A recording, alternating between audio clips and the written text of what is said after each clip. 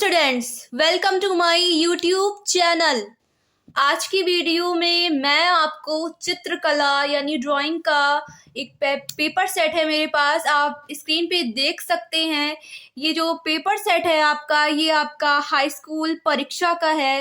High school परीक्षा previous year paper है। ये आपका 10th का ड्राइंग का पेपर प्रीवियस ईयर पेपर है।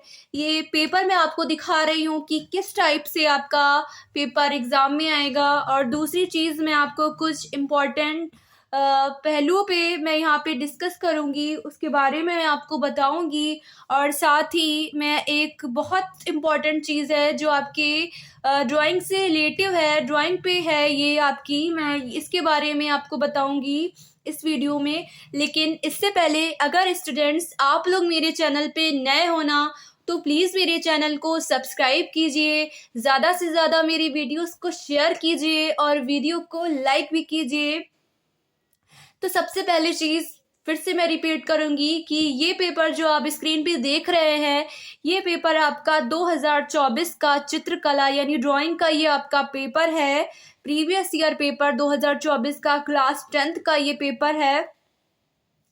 देखिए, बहुत से बच्चों को ये चीज़ पता होगी कि अब आपका पैटर्न चेंज हो चुका है। हो सकता है आपके भाई बहन जिन्होंने पहले एग्ज़ाम दिया हो, उनका पैटर्न जो है वो डिफरेंट था और अब का पैटर्न जो है वो डिफरेंट हो चुका है। लेकिन आप लोगों में से बहुत से बच्चों को अभी भी वही पैटर्न के बारे में पता होगा कि जो पैटर्न आपके भाई बहनों ने, जो उनका पैटर्न रहा, उनके एग्ज़ाम में पैटर्न जो था, वो पैटर्न, उस पैटर्न के बारे में आपको पता हो। लेकिन यहाँ पे अब आपका 2025 में एग्ज़ाम होने वाला है ड्राइंग का। ये फरवरी से मार्च के आपके एग्ज़ाम रहेंगे।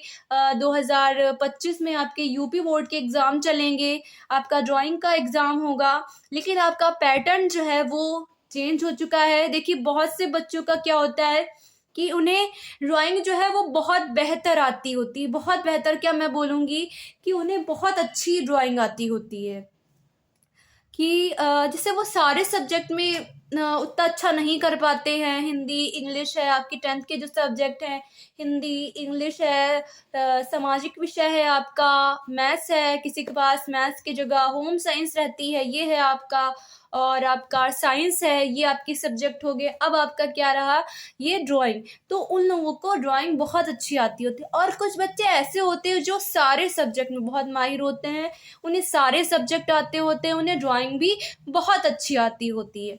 लेकिन मैं उनसे बोलना चाहूँगी कि भाई, आपको ड्राइंग अच्छी आती है, लेकिन उसके साथ साथ आपके एग्ज़ाम का जो पैटर्न चेंज हो चुका है, उसके हिसाब से आपके हर सब्जेक्ट में 10th के आपके जितने भी पेपर हैं, जितने भी आपके सब्जेक्ट हैं, हर सब्जेक्ट में आपके 20 ऑब्जेक्टिव क्वेश्चंस आते हैं। ठीक है, ये बहुत बड़ी बात है कि 20 ऑब्जेक्टिव क्वेश्चंस आते हैं।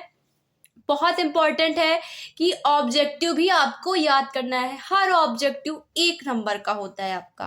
तो 20 ऑब्जेक्टिव आपके हो गए 20 नंबर का। अब जो 50 नंबर है वो आपके आलेखन, पेंसिल वर्क, उसके रहते हैं। ठीक है, चलिए मान लेते हैं बहुत से बच्चे हैं ऐसे जिन्हें ड्राइंग का ABCD भी नहीं आता है। फिर अब वो प्रैक्टिस भी नहीं कर पाते हैं क्योंकि वो और सब्जेक्ट पे अपना फोकस करते हैं और सब्जेक्ट्स की तैयारी करते हैं, लेकिन ड्राइंग की तैयारी वो नहीं कर पाते हैं। और बहुत से बच्चे करते हैं, फिर भी वो बेहतर वहाँ पे अपनी परफॉर्मेंस नहीं दे पाते हैं। तो मैं उनसे कहूँगी कि आप लोग को क्या करना है कि 20 नंबर में आपके ऑब्जेक्टिव आते हैं। आपने ये करना है कि आपको अपने 20 के 20 ऑब्जेक्टिव तैयार करने हैं। ड्राइंग के ऑब्जेक्टिव आपको तैयार कर लेने हैं। 20 ऑब्जेक्टिव आते हैं। अब ये कोई नहीं बोल सकता कि भाई कौन से ऑब्जेक्टिव आएंगे। बहुत से चैनलों पे भाई आप लोग जाओगे कि यही ऑब्जेक्टिव आएंगे, ये 100% क्लियर नहीं हो सकता कि एग्जाम में कौन सा ऑब्जेक्टिव उठा के दे सकते हैं। लेकिन एक अनुमान लगाया जाता है कि भाई जो प्रीवियस ईयर ऑब्जेक्टिव क्वेश्चन और पेपर कहते हैं कि जो प्रीवियस ईयर पेपर है उसको उठा के बच्चा ज़रूर देखे, उससे ज़रूर तैयारी करे, क्योंकि उससे ना काफ़ी हद तक बहुत कुछ आपको, जो आपका एग्ज़ाम होने वाला है उसमें काफ़ी क्वेश्चन आपको मिल जाते हैं। तो प्रीवियस ईयर का पेपर ज़रूर उठा के बच्चे देखते हैं। ज़्यादातर बच्चे भाई जो इस साल पास हुए बच्चे एडवांस में बोल दिया भाई आप मुझे अपने सारे पेपर दे देना। क्यों भाई बोलते हैं? क्यों? इसलिए बोलते हैं कि हम इनसे तैयारी करेंगे, क्योंकि ये क्वेश्चन फिर आ सकते हैं ना, इनकी संभावना ज़्यादा रहती है, रिपीट होते रहते हैं वो क्वेश्चन, क्योंकि वो इतने इंपॉर्टेंट होते हैं अपने आप में। आप देखिएगा ज़्यादातर क्वेश्चन मॉडल वगैरह देख सकते हैं, बुक्स में देख सकते हैं, वहाँ पे पेपर जो है कोड पड़ा होता है कि इस ईयर में इस कोड में ये क्वेश्चन आया, और ज़्यादातर आप क्वेश्चनों में देखोगे वही बहुत सारे कोड पड़े होते हैं, क्योंकि वो इतने साल आए हुए होते, कई सालों से आ रहे होते। तो भाई जैसे 2020 में आया कोई क्वेश्चन, 21 में आया, 22 में आया, 23 में आया, 24 में आया, तो भाई 25 में आने की भी उसकी बहुत संभावना है। और सबसे अहम बात, आपका जो प्रीवियस ईयर पेपर जैसे आप 25 में एग्ज़ाम देने वाले हो, तो 24 वाला तो ज़रूर आप पूरा सॉल्व कर लो, पूरा हल कर लो, क्योंकि उसमें से तो बहुत कुछ फंस सकता है आपके एग्ज़ाम में। और आज मैंने बोला आपको कि मैं डाउट्स क्लियर करूँगी, कि जैसे कि बहुत से बच्चों मैंने बताया कि उन्हें ड्राइंग नहीं आती होती है, तो उनका मैं बोलूँगी कि भाई वो सोचते हैं मैं पास ही कैसे होऊंगा, या मैं पास कैसे होंगी भाई, ड्राइंग में मुझे तो कुछ नहीं आता है। तो पेंसिल वर्क वगैरह आप कर लीजिए जो कुछ आपको आता है, और कलरिंग आपकी है, आलेखन है, वो आप जैसे कर पाते हो कर लो, थोड़ा बहुत छोड़ना बिल्कुल नहीं। ये नहीं कि मुझे नहीं आता है मैं कुछ बनाऊंगा नहीं या बनाऊंगी नहीं, आपको बनाना है, जैसे भी आप बना पाते हो थोड़ा बहुत करोगे, कुछ नंबर मिलेगा, लेकिन मिलेगा तो भाई ज़रूर। हाँ, तो आप कुछ भी बनाइए, लेकिन अलग टॉपिक से मत बनाइएगा। जो आपके एग्ज़ाम में आपको ऑप्शन दिए गए हैं, उन्हीं ऑप्शंस में आप कोई एक ऑप्शन चूज़ करके वो आपको बनाना है, ठीक है। ये आपका हो गया एक पॉइंट, ये हो गया आपका कि जिनको नहीं आता है भाई वो ये चीज़ करने वाले हैं। बहुत से बच्चों को ड्राइंग नहीं आती होती, खासकर लड़कों को तो मुझे लगता है कि बहुत कम ड्राइंग आती होती है। लड़कियों को हालांकि आती है ड्राइंग, लेकिन लड़कों का ये ज़्यादातर प्रॉब्लम रहता है कि उन्हें ड्राइंग नहीं आती है। तो भाई उनका मैं यही बोलूँगी कि ड्राइंग में वहाँ कोई हेल्प नहीं करेगा भाई, कुछ कोई बताने वाला नहीं है। थोड़ा बहुत तो कहीं से देख लो, थोड़ा इधर उधर से, कि कैसे कौन सी चीज़ बनती है। ज़्यादा प्रैक्टिस भी आप लोग लड़के लोग करते हो, आप लोग को नहीं आता। पहली बात तो आप लोग प्रैक्टिस ही नहीं करते हो, तो आपने क्या करना है, वहाँ पे छोड़ना नहीं है, बनाना ज़रूर है। लेकिन अब आपको पास कैसे होना है, आपको मन ही मन ये रहता है कि भाई हम पास कैसे होंगे। तो आप पास किस बेस पे होगे? 20 ऑब्जेक्टिव आता है, 20 के 20 अगर सही कर ले जाते हो ना, तो पास हो जाओगे। 20 के 20। बाकी आपने जो कलरिंग वगैरह आलेखन बनाया, पेंसिल वर्क बनाया, उसमें कुछ नंबर तो मिलेंगे भाई, सारे नंबर नहीं काट लेगा आपका। आपने बना के आओगे तो कुछ तो नंबर आपको मिलेगा। वो नंबर आपके कुछ मिल गए, 20 के 20 ऑब्जेक्टिव आपने सही कर लिए, आपके पूरे पासिंग मार्क्स हो गए, आप पास हो गए। ऐसे आप पास हो जाओगे एग्जाम में, जिनको बिल्कुल ड्राइंग नहीं आती है।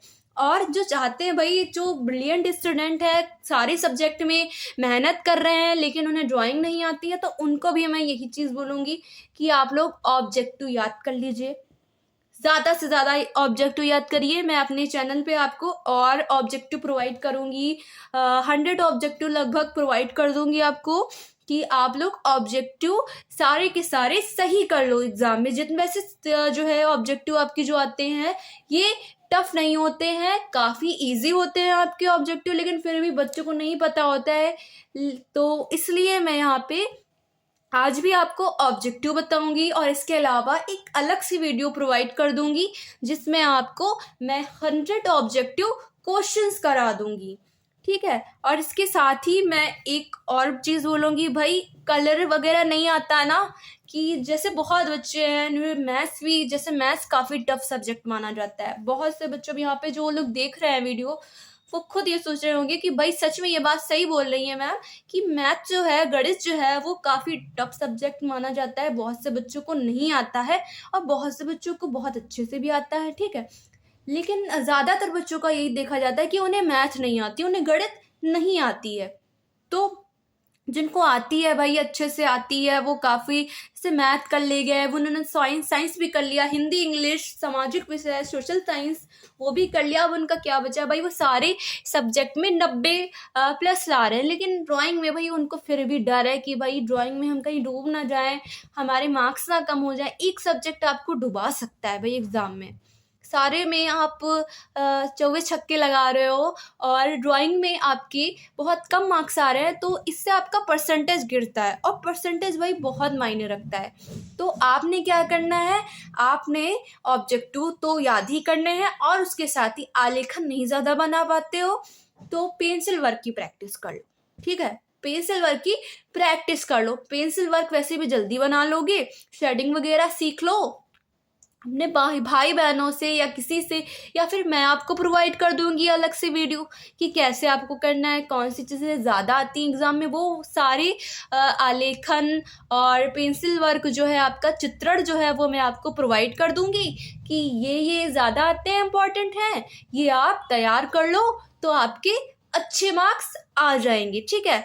तो अभी जो मैं आपको ऑब्जेक्टिव कराने जा रही हूँ ये मैं आपको करा देती हूँ। पूरे 20 ऑब्जेक्टिव हैं, प्रीवियस ईयर पेपर है ये आपका 2024 का है, 2024 का है आपका चित्रकला ड्राइंग का ये आपका पेपर है। 70 नंबर के आपके पेपर होते हैं, हर आपके जो है 10th के पेपर ये होते हैं 70 नंबर के होते हैं, जिसमें 20-20 नंबर के ऑब्जेक्टिव पर सब्जेक्ट, हर सब्जेक्ट में, एक सिर्फ ड्राइंग में ही नहीं, हर सब्जेक्ट में, मैथ्स में भी, इंग्लिश में भी, हिंदी में भी, सामाजिक विषय में भी, सब में होता है, साइंस में भी होता है, सब में होता है, सब में 20-20 नंबर के ऑब्जेक्टिव क्वेश्चंस आते ही आते हैं, ठीक है। तो अब यहाँ पे मैं आपको ऑब्जेक्टिव करा देती हूँ, लेकिन इससे पहले यहाँ पे थोड़ा निर्देश वगैरह देख लीजिए। देखिए एग्जाम में, जब एग्जाम हॉल में जाएं आप, पेपर मिले आपको, पहले पढ़ना है, करना मत शुरू करना तुरंत, कुछ भी कर तो पता चला वो करना ही नहीं है, वो चीज़ अथवा में है या शुरुआत में निर्देश दिया होता है भाई इतने 7 प्रश्न दिए इसमें से 5 करने, हमने क्या काम किया, हमने 7 के 7 कर डाले, हमारा जो घाटा हो जाएगा ना भाई, 7 कर दिए, टाइम वेस्ट किया अपना आपने। तो पहले निर्देश पढ़ लो, कुछ टाइम ज़्यादा नहीं जाता है, निर्देश पढ़ लो अच्छे से। वैसे ये जो आपकी ऑब्जेक्टिव होते हैं ये OMR पे होते हैं, OMR भरना कोई बड़ी बात नहीं है, बड़ा टफ आप लोग को लगता होगा, लेकिन नहीं, कोई बड़ी बात नहीं है। इस पे आप वीडियो देख सकते हो, यूट्यूब पे काफ़ी वीडियो आपको मिल जाएंगे OMR भरने के। चलिए ये आपको जो निर्देश दिया हुआ है देखिए, ये पढ़िए। देखिए पहले आपका यहाँ पे समय दिया हुआ है 3 घंटे 15 मिनट, ठीक है। तो प्रारंभ के 15 मिनट जो है परीक्षार्थियों को प्रश्न पत्र पढ़ने के लिए निर्धारित है, लेकिन जो है आप लोग प्रश्न पत्र यानी पेपर जो है वो आप पढ़ते ही नहीं हो, डायरेक्ट करना शुरू कर देते हो ज़्यादातर बच्चे। या अगर टाइम है भी नहीं, मैम ने बोला अभी पेपर नहीं करना है, तब भी इधर उधर देखा पेपर, सोचा कि क्या करे, पढ़ के बोर हो जा रहे, नहीं पढ़ना है। लेकिन आपने क्या करना है, पढ़िए, सिर्फ ड्राइंग में ही नहीं, हर पेपर में पढ़िए, निर्देश ज़रूर पढ़िए, पेपर पढ़ना बहुत ज़रूरी है आपके लिए। तो यहाँ पे इंग्लिश में भी दिखा लिया हुआ है, आपकी मर्जी, आप इंग्लिश में लिखते हो या हिंदी में लिखते हो, आप पर डिपेंड करता है। चलिए नेक्स्ट दिखाती हूँ आपको जो निर्देश हैं। देखिए फर्स्ट जो है मुख पृष्ठ, क्या लिखा हुआ है यहाँ पे, मुख पृष्ठ कवर पेज तथा इसमें रखे प्रत्येक उत्तर पत्र के दाहिने कोने पर अपना अनुक्रमांक अंकों तथा शब्दों में साफ साफ लिखिए तथा केंद्र व्यवस्थापक की हस्ताक्षर युक्त मुहर प्रत्येक प्रपत्र पर लगाएं और उन पर कक्ष निरीक्षक से भी हस्ताक्षर करवाएं, ठीक है। ये आपका एक ये चीज़ हो गई कि मुख पृष्ठ जो है इसमें रखे प्रत्येक उत्तर पत्र के दाहिने कोने पर जो आपका वो मिलता है, ड्राइंग का पेज मिलते हैं, काफ़ी बड़े बड़े होते हैं, ठीक है। जब मैंने दिया है एग्ज़ाम तो काफ़ी बड़े बड़े मिलते थे, अब शायद चेंज हो गया, इसका मुझे आइडिया नहीं है। लेकिन जहाँ तक आपके बड़े बड़े पेपर होंगे, बड़े बड़े पेज होंगे, जो ड्राइंग के पेज होते हैं बड़े बड़े होते हैं, ठीक है। लेकिन ये मत समझना बड़ा बड़ा बनाना पड़ेगा, साइज़ दिया होता है, ठीक, इतने साइज़ का बनना है, ठीक है। तो यहाँ पे आपका क्या करना है, वहाँ पे आपको साइन करवाना है, साफ साफ लिखना है, अनुक्रमांक लिखना है, अंकों में शब्दों में लिखना पड़ता है भाई, फिर हस्ताक्षर कराने पड़ते हैं, सब आपको वहाँ पे जब आप जाओगे, ये चीज़ तो वैसे वहाँ पे बता भी देते हैं। और फिर भी मैं आपको ये बता रही हूँ कि ये आपको अनुक्रमांक, मेन आपका अनुक्रमांक ही है, तो यहाँ पे अनुक्रमांक जो है अच्छे से याद करिएगा, अंकों में शब्दों में वहाँ पे लिख लीजिएगा। फिर जो आपका दूसरा जो है सेकंड नंबर है निर्देश जो है, प्रश्न पत्र का, खा और गा 3 खंडों में विभक्त है। देखिए 3 खंडों में है, सारे के सारे करने लगते हो जाकर, आप लोग पढ़ते ही नहीं हो निर्देश, तो 3 खंडों में अब कौन सा खंड करना है ये यहाँ पे अच्छे से पढ़ के जाओ, ठीक। तो समझ लो यहाँ पे कायदे से, यहाँ पे दिखा रही हूँ मैं, 3 खंडों में विभक्त है, तीनों खंडों को हल करना अनिवार्य है। अब देखो क्या है, यहाँ पे क्या कह दिया कि तीनों खंडों को हल करना क्या है, अनिवार्य, का खा और गा। अब यहाँ पे अनिवार्य भी कह दिया कि तीनों खंड है, तीनों करने अनिवार्य, यानी तीनों करने हैं भाई। अब थर्ड जो है निर्देश है, इसको पढ़ते हैं। इसमें क्या है, खंड का में आलेखन कला तथा प्राविधिक कला के प्रत्येक के 20 बहुविकल्पी प्रश्न हैं, जिसमें से किसी एक आलेखन कला तथा प्राविधिक कला के 20 बहुविकल्पी प्रश्न के उत्तर OMR उत्तर पत्रक पर नीले तथा काले बॉल पॉइंट कलम यानी पेन के सही विकल्प वाले गोले को पूर्ण रूप से काला कर चिन्हित करें। ठीक, तो आपको खंड का में 2 चीजें मिली, एक क्या आपको मिलेगा, आलेखन कला, दूसरा प्राविधिक कला। अब देखिए जो आलेखन कला है, इसके क्वेश्चन वो बच्चे ज़्यादा कर सकते हैं कि वो तो समझ लीजिए ऑलमोस्ट सब कर सकते हैं। ठीक है, पढ़ा होगा ना तब कर पाओगे। तो आलेखन कला की सब कर लेते हैं, लेकिन जो प्राविधिक कला है ना, ये मैथ्स पे डिपेंड है। प्राविधिक कला कि इस कोण का क्या माप है, इतने डिग्री का कोण कौन सा होता है, 180 डिग्री का कौन सा कोण होता है, या समकोण जो है उसके क्या माप रहती है, ये सारी, आयत कैसे बनता है, आयत की लंबाई का सूत्र, ये सारे वगैरह यहाँ पे आपसे प्राविधिक कला में पूछ सकते हैं। तो आपको क्या करना है, आपको इसमें आप आलेखन कला ही चूज करो। मैं आपसे बोल रही हूँ आलेखन कला आपका बेस्ट रहेगा सारे बच्चों के लिए। वैसे तो मैं बोलूँगी कि जिनको मैथ्स आती है उनके लिए भी बोलूँगी, क्योंकि यहाँ पे अगर ऑब्जेक्टिव कर्व ले जाते हो, वैसे ज़्यादा टफ नहीं होता है। ज़्यादा टफ क्या है, मैं बोलूँगी जिन्हें मैथ आती है ना उनके लिए तो बिल्कुल भी टफ नहीं होते हैं ये, तो आप कर सकते हो। लेकिन फिर भी मैं आपसे बोलूँगी कि आप आलेखन कला करो। ठीक है, अब चलिए अगला पॉइंट पढ़ती हूँ। जिनमें से किसी एक आलेखन कला अथवा प्राविधिक कला के 20 बहुविकल्पी प्रश्नों के उत्तर OMR उत्तर पत्रक पर नीले अथवा काले बॉल पॉइंट कलम से सही विकल्प वाले गोले को पूर्ण रूप से काला कर चिन्हित करें। ये हो गया। चलिए अगला पॉइंट पढ़ते हैं। पॉइंट नंबर है फोर्थ। OMR उत्तर पत्रक पर उत्तर अंकित किए जाने के पश्चात उसे काटे नहीं तथा इरेजर और व्हाइटनर आदि का प्रयोग ना करें। व्हाइटनर का प्रयोग करो भाई, ये गलत हो गया, फिर से इसको व्हाइटनर का प्रयोग कर देता हूँ, इरेजर लगा देता हूँ, काट देता हूँ या काट देती हूँ तो सही कर लूँ। नहीं, एक बार लगाना है, सोच समझ के लगाइएगा कौन सा ऑप्शन लगाना है। एक हाथ से भाई जो है आपका प्रश्न है, प्रश्न पत्र है, ये पेपर है, इसको पकड़ो, दूसरे से OMR लो, उसको हाथ में वहीं पर निशान रखो भाई, A लगाना या B लगाना या C लगाना, और डायरेक्ट उसे अच्छे से गोला करो। ठीक, तब आपका वो पॉइंट माना जाएगा, वरना नहीं माना जाएगा भले सही उत्तर लगा के आए हो। अब क्या है, 5th पॉइंट है, खंड का के खा के का हो गया, अब खंड खा आया कि प्राकृतिक दृश्य चित्रण अथवा आलेखन अथवा प्राविधिक कला में से केवल एक का चित्रण करना है। देखिए तीनों में से क्या करना है, एक का करना है। क्या करना है, प्राकृतिक दृश्य चित्रण, आलेखन, प्राविधिक कला। देखिए पेपर बड़ा इजी है, 20 ऑब्जेक्टिव कर लिए। उसके बाद क्या दिया, खंड का में प्राकृतिक दृश्य चित्रण दे दिया आपको, आलेखन दे दिया और प्राविधिक कला दे दी। इसमें से क्या करना है, प्राविधिक कला तो मैंने मना ही किया है कि भाई मत करना, यहाँ पे आप लोग का बस का वैसे ज़्यादा है नहीं। मैथ्स वाले जो कुछ उसको कर दें यहाँ पर, ऑब्जेक्टिव तो फिर कर सकते हैं, यहाँ पे और दिक्कत आएगी उनको। तो आपको क्या करना है, प्राकृतिक दृश्य चित्रण या आलेखन कोई एक चूज कर लो। ठीक, अब खंड गा आ गया। खंड गा में स्मृति चित्रण के प्रश्न दिए गए हैं। क्या दिए गए हैं, स्मृति चित्रण के प्रश्न दिए गए हैं। अब देख सकते हो आप लोग, मैंने सारे पॉइंट पढ़ दिए, सब समझ में आ गया। लेकिन अब भी मैं पूरा पेपर दिखाऊंगी, लेकिन उससे पहले ऑब्जेक्टिव करा देती हूँ। तो ऑब्जेक्टिव है, पहला ऑब्जेक्टिव है आपका, ओस्टवाल्ड कलर चार्ट में कितने रंग होते हैं। इसके ऑप्शन है आपके, option 1 7, option 2 option B 8, option C 9, option D 6। इसका राइट आंसर आप देख सकते हैं स्क्रीन पे, यहाँ पे मैंने टिक ऑलरेडी लगाया ही हुआ है। ऑप्शन बी जो है इसका राइट आंसर है। ओस्टवाल्ड कलर कितने होते हैं, ओस्टवाल्ड कलर चार्ट में कितने रंग होते हैं, तो 8 रंग होते हैं। अगला क्वेश्चन देख लेते हैं। देखिए क्वेश्चन नंबर 2, तटस्थ रंग कितने होते हैं? इसके ऑप्शन है, option A 4, option B 6, option C 2, option D 5। Answer आप देख सकते हैं स्क्रीन पे। ऑप्शन सी जो है इसका राइट आंसर है। तटस्थ रंग जो होते हैं वो कितने होते हैं? 2 होते हैं।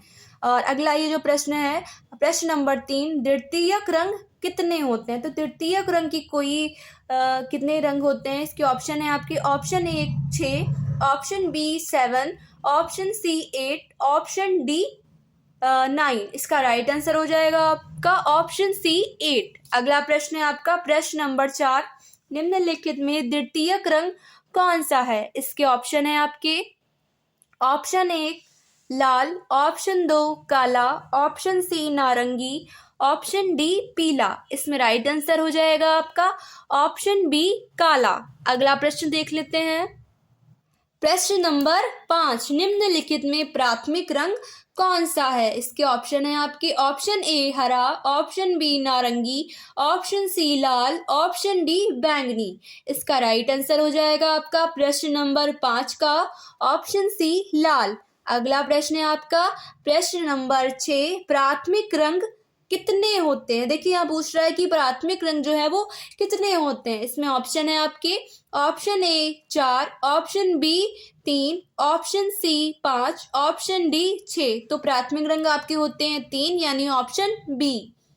अगला प्रश्न है आपका प्रश्न नंबर 7, निम्न में से सबसे मोटा ब्रश कौन सा है? देखिए तो ऑप्शन है इसके, option A number 6, option B number 1, option C number 5, option D number 2। इसमें राइट आंसर है आपका प्रश्न नंबर 7 का ऑप्शन ए नंबर 6। अगला प्रश्न रहेगा आपका प्रश्न नंबर 8। प्रश्न नंबर 8 है आपका, किस नंबर की पेंसिल से खींची हुई रेखा हल्की होती है? इसके ऑप्शन है आपके, option A H, option B 2H, option C HB, option D 2B। देखिए कई तरह की पेंसिल आती हैं, जो ड्राइंग में काफ़ी माहिर हैं उन्हें इसकी नॉलेज होगी कि कौन कौन सी पेंसिल किस टाइप की होती है। बाकी लेकिन आप लोग को नहीं पता होगा कि भाई ड्राइंग से ज़्यादा मतलब ही नहीं रखते हैं आप लोग। लेकिन यहाँ पे मैं आपको, यहाँ स्क्रीन पे आप खुद ही आंसर देख रहे होंगे, लेकिन मैं एक बार रिपीट कर देती हूँ कि जो प्रश्न नंबर 8 है इसका आंसर क्या है आपका ऑप्शन बी 2H। अगला प्रश्न है आपका प्रश्न नंबर 9, किस नंबर के ब्रश से बारीक लाइन बनाते हैं? देखिए किस नंबर के ब्रश से बारीक लाइन बनाते हैं? इसके ऑप्शन है आपके, option A 6, option B 4, option C 1, option D 2। इसमें राइट आंसर हो जाएगा आपका प्रश्न नंबर 9 का ऑप्शन सी 1। अगला प्रश्न देखते हैं। प्रश्न नंबर 10, सफेद का विरोधी रंग कौन सा है? इसमें ऑप्शन है आपके, ऑप्शन ए लाल, ऑप्शन बी नीला, ऑप्शन सी पीला, ऑप्शन डी काला। इसमें राइट आंसर है आपका प्रश्न नंबर 10 का ऑप्शन डी काला। प्रश्न नंबर 11, बिना ब्रश की सहायता से कौन सा रंग लगाया जाता है? इसमें ऑप्शन है आपके, ऑप्शन ए जल रंग, option B pastel, option C तेल रंग, ऑप्शन डी इनमें से कोई नहीं। इसका राइट आंसर हो जाएगा आपका प्रश्न नंबर 11 का ऑप्शन बी पेस्टल। अगला प्रश्न देखते हैं। प्रश्न नंबर 12, पीले में लाल रंग मिलाने से कौन सा रंग बनता है? इसमें ऑप्शन रहेंगे आपके, ऑप्शन ए नारंगी, ऑप्शन बी हरा, ऑप्शन सी बैंगनी, ऑप्शन डी भूरा। इसका राइट आंसर है आपका प्रश्न नंबर 12 का ऑप्शन ए नारंगी। अगला प्रश्न देखते हैं। प्रश्न नंबर 13, नीले में पीला रंग मिलाने से कौन सा रंग बनेगा? इसमें ऑप्शन है आपके, ऑप्शन ए नारंगी, ऑप्शन बी हरा, ऑप्शन सी बैंगनी, ऑप्शन डी भूरा। इसका राइट आंसर हो जाएगा आपका प्रश्न नंबर 13 का ऑप्शन बी हरा। अगला प्रश्न है आपका प्रश्न नंबर 14, निम्न में से कौन ठंडा रंग है? इसके ऑप्शन है आपके, ऑप्शन ए लाल, ऑप्शन बी नारंगी, ऑप्शन सी नीला, ऑप्शन डी काला। इसका राइट आंसर है आपका ऑप्शन सी नीला। अगला प्रश्न है आपका प्रश्न नंबर 15। सफेद में लाल रंग मिलाने से कौन सा रंग बनेगा? इसके ऑप्शन है आपके ऑप्शन ए नारंगी, ऑप्शन बी गुलाबी, ऑप्शन सी बैंगनी, ऑप्शन डी हरा। इसका राइट आंसर है आपका ऑप्शन बी गुलाबी। अगला प्रश्न है आपका प्रश्न नंबर 16। निम्न में कौन सा गर्म रंग है? इसमें ऑप्शन है आपके ऑप्शन ए नीला, ऑप्शन बी पीला, ऑप्शन सी लाल, ऑप्शन डी हरा। इसका राइट आंसर हो जाएगा आपका प्रश्न नंबर 16 का ऑप्शन सी लाल। अगला प्रश्न देखते हैं यानी अगला क्वेश्चन देखते हैं। प्रश्न नंबर 17। सूर्य की रश्मियों में कितने रंग पाए जाते हैं? इसमें ऑप्शन है आपके option A 12, option B 7, option C 9, option D 10। इसका राइट आंसर हो जाएगा आपका प्रश्न नंबर 17 का ऑप्शन बी 7। अगला प्रश्न है आपका प्रश्न नंबर 18। हरा, नारंगी तथा बैंगनी निम्नांकित रंग के वर्गीकरण में कहाँ स्थित है? इसमें ऑप्शन है आपके ऑप्शन ए द्वितीयक, ऑप्शन बी प्राथमिक, ऑप्शन सी ठंडे, ऑप्शन डी तटस्थ। इसका राइट आंसर है आपका ऑप्शन ए द्वितीयक। हरा, नारंगी तथा बैंगनी जो है वो द्वितीयक रंग के वर्गीकरण में स्थित है यानी द्वितीयक रंग है। अगला प्रश्न है आपका प्रश्न नंबर 19। किस नंबर की पेंसिल से खींची गई रेखाएं गहरी होती हैं? इसमें ऑप्शन है आपके option A HB, option B H, option C 2B, option D 2H। इसका राइट आंसर है आपका ऑप्शन सी 2B। अगला प्रश्न है आपका प्रश्न नंबर 20। कला शब्द किस भाषा का है? इसमें ऑप्शन है आपके option A Hindi, option B Angrezi, option C Sanskrit, option D Urdu. इसका राइट आंसर है आपका ऑप्शन सी संस्कृत। तो ये क्या हो गए आपके 20 ऑब्जेक्टिव क्वेश्चंस हो गए। ठीक है, 20 ऑब्जेक्टिव क्वेश्चन हो गए किसके हुए? आलेखन के। ठीक, अब आपके कौन से ऑब्जेक्टिव क्वेश्चन है? प्राविधिक कला के, जो कि मैंने मना किया लेकिन यहाँ पे मैं एक दिखा देती हूँ आपको, एक झलक दिखा देती हूँ उनकी। ये यहाँ पे आप लोग देख सकते हैं। देखिए ये प्राविधिक कला का फर्स्ट क्वेश्चन हो गया। अगला क्वेश्चन दिखाती हूँ। देखिए संपूर्ण कोण की माप होती है, ऐसे क्वेश्चन होंगे प्राविधिक कला में, देख सकते हैं आप। ये देखिए ये क्वेश्चन है आपके 3, 4, 5, 6। देख लीजिए ऐसे सारे क्वेश्चन मैं दिखा रही हूँ आपको। ये आपके क्वेश्चन हो गए। अभी आगे और क्वेश्चन दिखाती हूँ। देखिए इस टाइप के क्वेश्चन है प्राविधिक कला में। देखिए ये क्वेश्चन देख लीजिए। अभी और दिखाती हूँ आगे के क्वेश्चन। ये है क्वेश्चन आपके, ये क्वेश्चन हो गए। ठीक है, अभी 5 क्वेश्चन और है, 15 हो गए ना ऑब्जेक्टिव। ये देखिए फटाफट से देख लीजिए। मैं बस आपको दिखा रही हूँ क्योंकि मैंने तो वैसे भी आपको सजेशन दिया हुआ है कि भाई आलेखन के ही ऑब्जेक्टिव कीजिए, क्योंकि ये मैथ्स के ऑब्जेक्टिव ये आप लोग नहीं कर पाओगे, गलत कर दोगे ना। वहाँ जो है हीरो बन के ये नहीं करना है कि यही कर डालो। मैं बार बार बोल रही हूँ आलेखन के ऑब्जेक्टिव कीजिएगा। चलिए आगे दिखा देती हूँ आपको। खंड खा जो है उसमें क्या है, यहाँ पे एक झलक दिखा रही हूँ मैं आपको खंड खा की। ये आप लोग एक झलक देख सकते हैं, लेकिन मैं पूरा जो है अच्छे से आपको नेक्स्ट वीडियो में बता दूंगी इसके बारे में। यहाँ पे झलक आप लोग देख लीजिए। एक आगे भी थोड़ा दिखा देती हूँ। अभी ये आपका ए हो गया, अभी देखिए ये बी हो गया आपका। अभी आप देख लीजिए इसको, सी में भी आपको दिखाती हूँ। देखिए ये सी है, अभी इसका पूरा नहीं, यहाँ पे तो निर्देश वगैरह थोड़ा लिखा है, आ लिखा है, इसमें भी ऑप्शन है ना। अभी आगे और देख लेते हैं। ये देख लीजिए यहाँ पे। अब लास्ट पॉइंट जो है वो भी थोड़ा दिखा देती हूँ आपको। देखिए ये सी पार्ट थे ना आपके, खंडगा हो गया। खंडगा में ये अभी का है नंबर, इसमें 2 भाग हैं, दोनों करने का है। खा भी देख लीजिए। अभी ये खा हो गया आपका।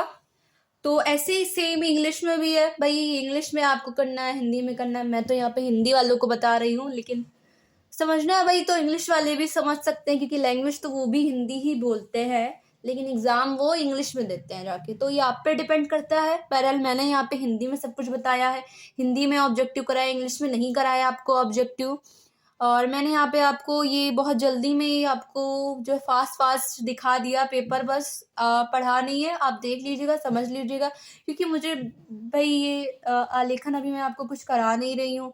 मैं यहाँ पे ऑब्जेक्टिव आपको करानी आई थी, वो मैंने करा दिए। पेपर समझाना था कैसा होता है, पैटर्न कैसा होता है, वो मैंने आपको बता दिया है।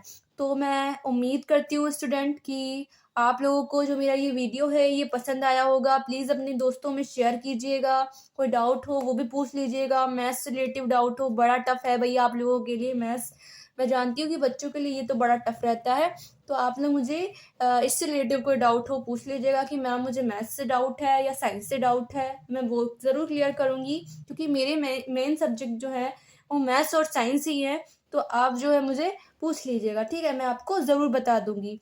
मैं उम्मीद करती हूँ कि ये वीडियो आपको पसंद आया होगा। एक बार फिर से बोल रही हूँ, आप लोग शेयर करिए इस वीडियो को अपने दोस्तों में। चैनल पे नए हों तो चैनल को सब्सक्राइब कर दीजिएगा, वीडियो को लाइक कर दीजिएगा। मैं नेक्स्ट वीडियो में आपसे मिलती हूँ, तब तक के लिए गुड बाय।